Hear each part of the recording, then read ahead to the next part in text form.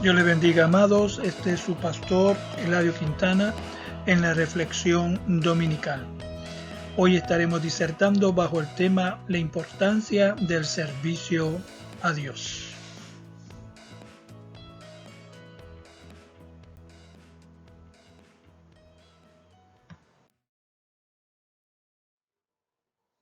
Consideramos la escritura en el libro de Lamentaciones, capítulo 3, versículo 27. Lee la palabra en el nombre del Padre, del Hijo y del Espíritu Santo. Bueno le es al hombre llevar el yugo desde su juventud. Dios traiga bendición por medio de su palabra a cada una de nuestras vidas.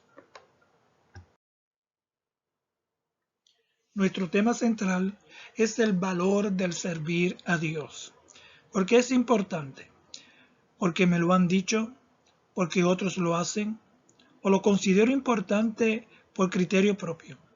El término importante se define en primer lugar como algo que consideramos con valor para nosotros.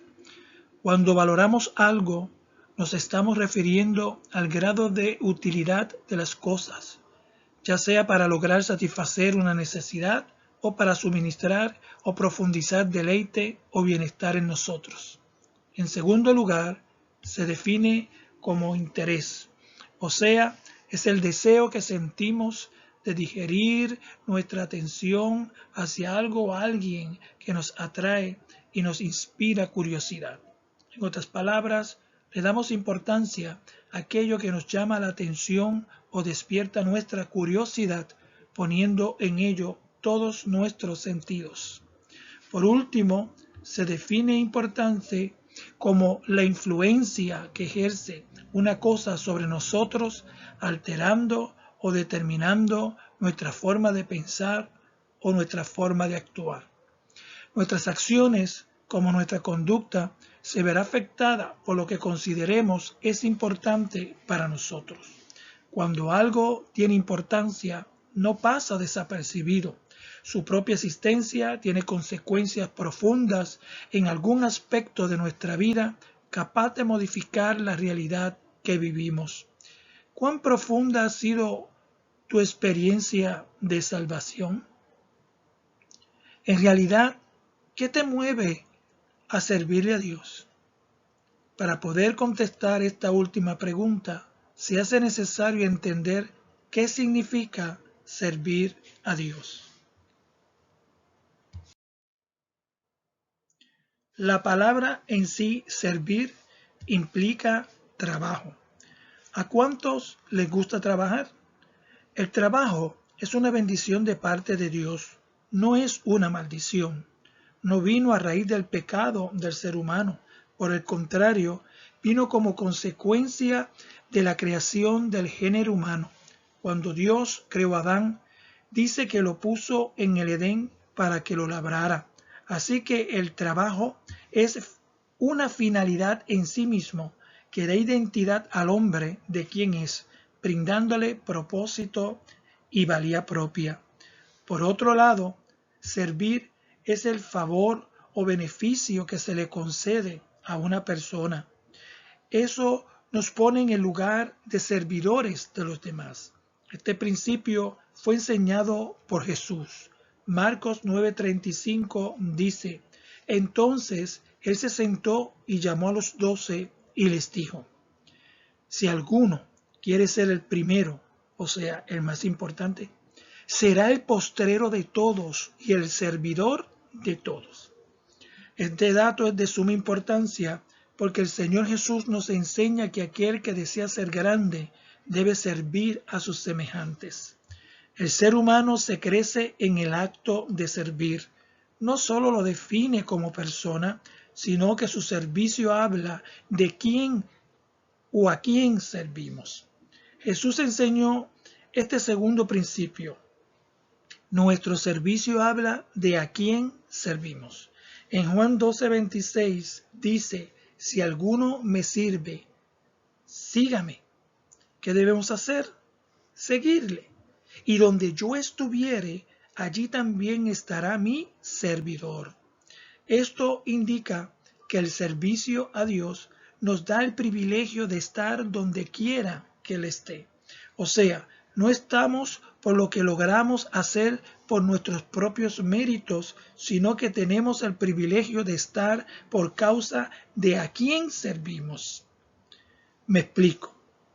No podemos entrar al palacio de Buckingham porque no somos de la realeza, pero si fuéramos criados de la reina, podríamos estar donde ella esté, solo por el hecho de ser sus siervos.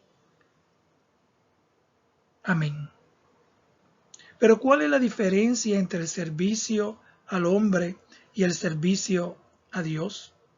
Acabo de decir que tenemos el privilegio de estar o permanecer por causa de aquel a quien servimos.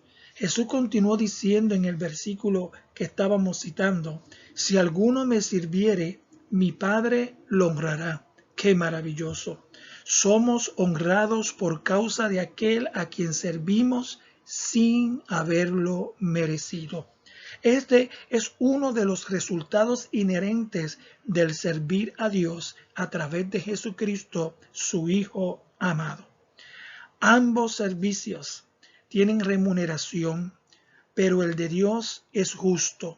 Se oye hablar mucho de los salarios injustos que se pagan a la clase obrera, pero el salario que devengamos de parte de Dios, aunque no se traduce en dinero, es superior y es justo, manifestándose en bendición en todo lo que hacemos, como era el caso de José, el hijo de Jacob. En este caso, la Biblia declara, no necesitaba atender el jefe de la cárcel cosa alguna de las que estaban al cuidado de José, porque Jehová estaba con José y lo que él hacía, Jehová lo prosperaba. Génesis 39, 23. De igual manera, el segundo libro de Reyes, hablando del rey Ezequías, dice, y Jehová estaba con él, y a donde quiera que salía, prosperaba. ¿Qué garantía tenemos que hemos de recibir lo que el Señor nos ha prometido si somos fieles al servirle?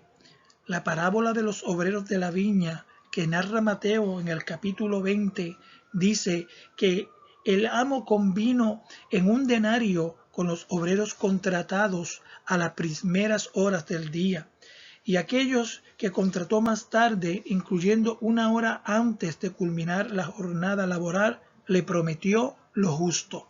Al finalizar el día, dio instrucciones a sus siervos para pagar a cada uno lo convenido, empezando con los postreros, y a estos les pagó un denario.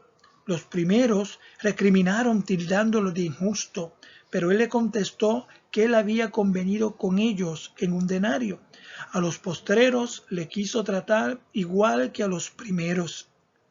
¿No le era justo al Señor de la viña hacer con lo suyo como le placiera? Ciertamente que sí. Así que, amados, en el servicio a Dios no hay pérdidas. Ahora, ¿qué implica servir a Dios? Implica dos cosas: sujeción y fidelidad. El texto que nos ocupa se encuentra en Lamentaciones 3:27 y dice: bueno le es al hombre llevar el yugo desde su juventud. La versión Nueva Traducción Viviente lo traduce de esta manera: y es bueno que todos se sometan desde temprana edad al yugo de su disciplina, que se queden solo en silencio bajo las exigencias del Señor.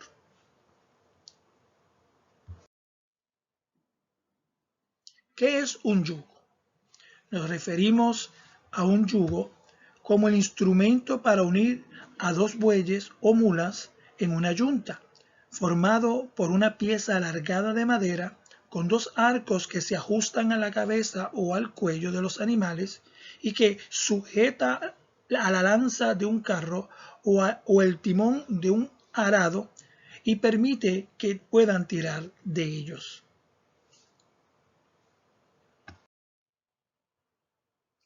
El yugo es símbolo de estar sujetos, o sea, representa ser obedientes a los mandamientos de Dios y a su enseñanza o principios de vida.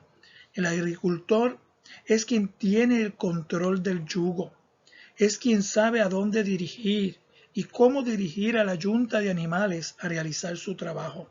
Los animales, si prestan resistencia al yugo, se lastimarán. Por lo tanto, el animal debe estar sujeto a la dirección que le brinde el agricultor por medio del yugo. De este modo, Dios nos ha puesto un guía que nos conduzca por el camino con rectitud para que nuestro servicio sea fructífero. El sujetarnos produce bendición a nuestras vidas y hace que sea fructífera. El yugo nos sirve para desarrollar disciplina, dominio propio sobre nuestros impulsos pecaminosos que impiden a nuestra obediencia a Dios. Ahora, ¿desde cuándo debemos aprender obediencia? Nuestro texto tema dice desde tu juventud, desde temprana edad. El rey Salomón aconseja lo siguiente: acuérdate de tu Creador en los días de tu juventud, antes que vengan los días malos y lleguen los años de los cuales digas, no tengo en ellos contentamiento. Eclesiastés 12:1. La Biblia hebrea dice desde la niñez, o sea, desde que nacemos, somos llamados a servir a Dios en sujeción y obediencia a sus mandamientos. ¿Por qué? Porque así nos acostumbramos, desarrollamos la capacidad o la fuerza necesaria para que las demandas de Dios no sean pesadas a nuestra vida cuando éstas lleguen, porque hemos desarrollado resistencia y madurez. De esta forma podemos hacer frente a la tentación y vencer.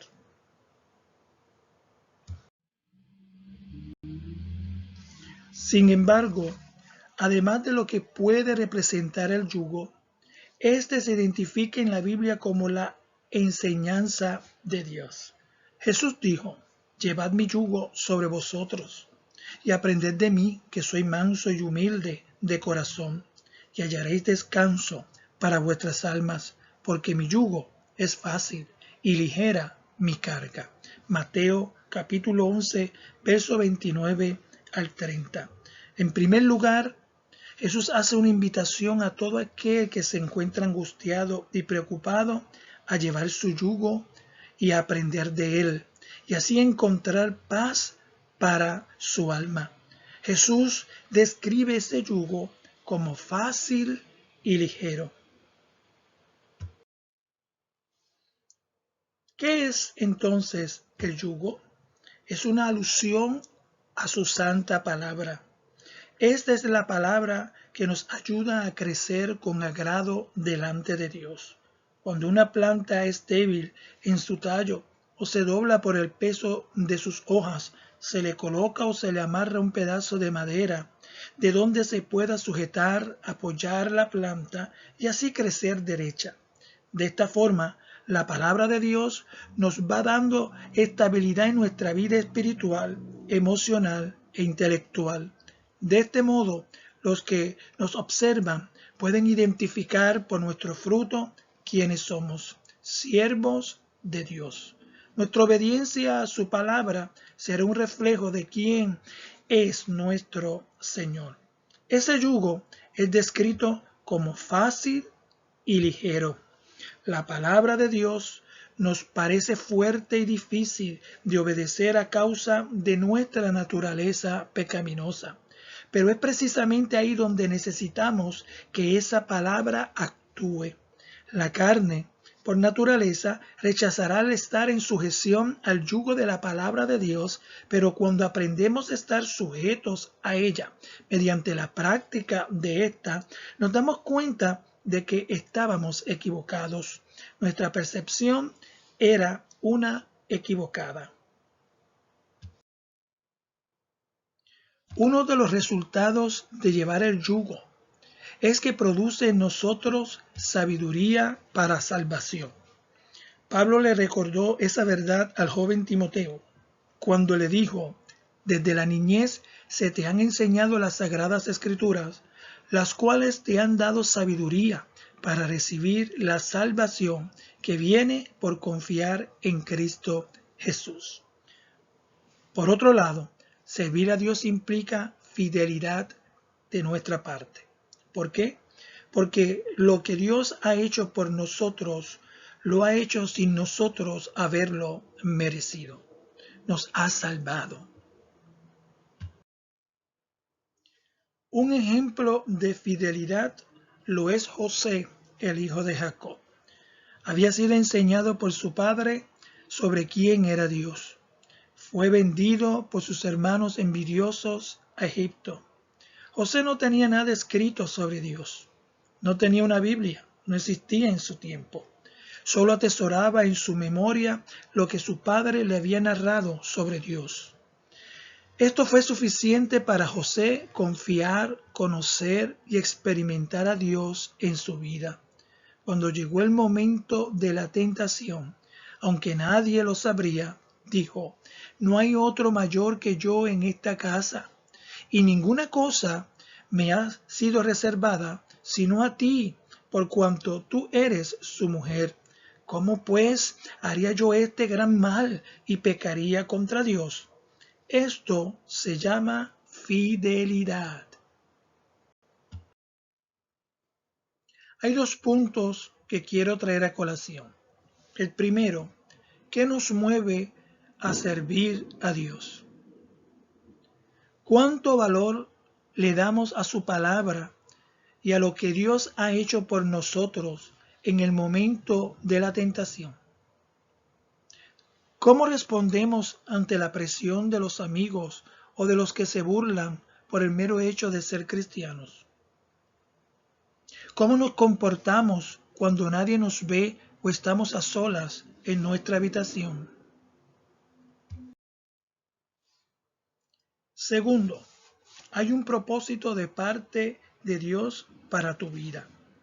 Y en los postreros días, dice Dios, derramaré de mi espíritu sobre toda carne, y vuestros hijos y vuestras hijas profetizarán, vuestros jóvenes verán visiones, y vuestros ancianos soñarán sueños. El profeta Isaías añade: y te daré los tesoros escondidos y los secretos muy guardados, para que sepas que yo soy Jehová, el Dios de Israel, que te pongo nombre. Por lo tanto, el Señor te dice: sé fiel hasta la muerte, y yo te daré la corona de la vida. Dios te bendiga.